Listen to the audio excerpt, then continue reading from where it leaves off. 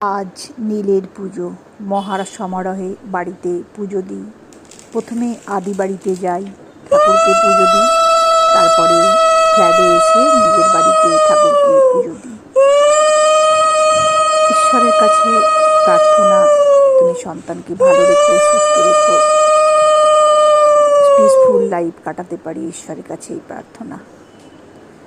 ঠাকুর পুজো দিয়ে সত্যি মনটা খুব ভালো হয়ে যায়। এখন সবসময় চেষ্টা করি ঠাকুরের সঙ্গে ঠাকুরের পুজো দিয়ে মনটাকে ভালো রাখার। ভালো কিছু আজ সত্যি খুঁজে পাওয়া খুব মুশকিল।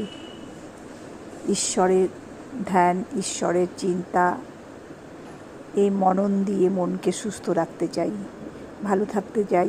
ঈশ্বরের কাছে প্রার্থনা, তুমি বুদ্ধি দিও, শক্তি দিও, আনন্দে যতদিন বাঁচব সুস্থভাবে শান্তিভাবে এই পৃথিবীতে থাকতে পারি, ঈশ্বরের কাছে প্রার্থনা।